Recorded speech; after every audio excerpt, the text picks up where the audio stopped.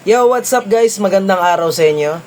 Ngayon may pag-uusapan tayong nagba-viral na topic sa social media, ang pag-aaral ng anak ni Manny Pacquiao na si Queen Elizabeth Queenie Pacquiao sa Chicago, sa Loyola University.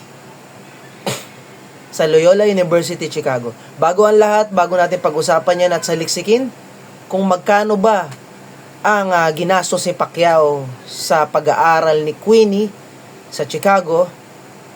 Bago ang lahat, follow, like, and share Gerald Francisco sa lahat ng social media, sa Facebook, sa TikTok, sa Twitter, sa Instagram, sa Threads.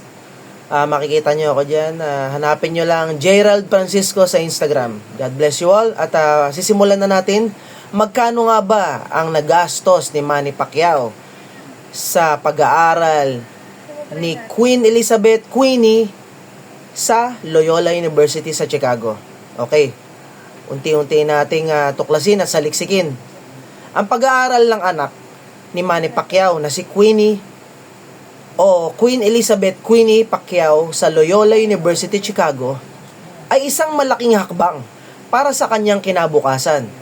Siya ay kukuha ng kursong Forensic Science. Personal siyang inihatid at tinulungan ni Manny Pacquiao at Jinky Pacquiao na mag-ayos sa kanyang dormitoryo noong kalagitnaan ng Agosto 2026. Nakakatuwa na panoorin ang isang magulang na ang katulad ni Manny Pacquiao at Jinky Pacquiao na sobrang busy sa kanilang mga negosyo ay naglalaan ng personal na oras para sa kanilang anak, katulad ng sa pamimili, sa mga gamit, sa pagpili ng gamit sa dormitoryo, at sa lahat ng pangangailangan sa mga school supplies ni Queenie ay kanilang ibinlag ito. Mapapanood nyo yan sa kanilang mga social media kay Manny Pacquiao at Jinky Pacquiao, nakapost yan.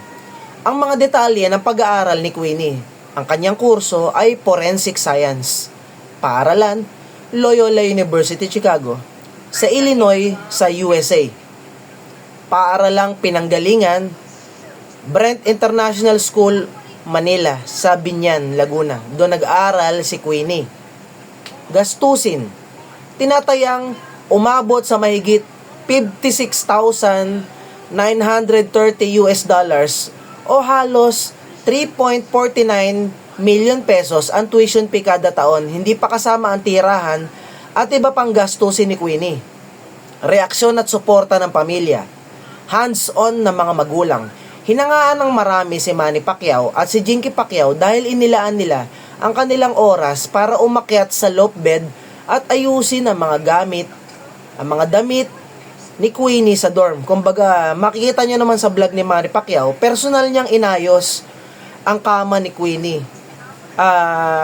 Bilang isang ama, si Manny Pacquiao ay isang magandang halimbawa dahil kahit siya ay busy sa marami niyang negosyo at trabaho sa hanap buhay, talagang inayos niya pa talaga ang kama ni Queenie, at ito ay nagbibigay ng lakas ng loob sa isang anak.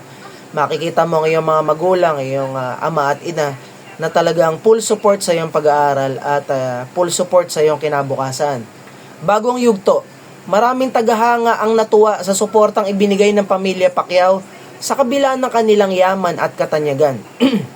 Hindi lang si Manny Pacquiao at si Jinky ang sumusuporta, kundi buong pamilya. Halos karamihan ng pamilya Pacquiao ay lumipad ng Chicago upang personal na, kumbaga, samahan na mamili ng mga gamit, na mamili ng dormitoryo si Queenie. Kumbaga, hands-on talaga sila, full support sila, na pinapakita nila na mahal ka namin, Queenie, at todo suporta kami sa iyong pag-aaral.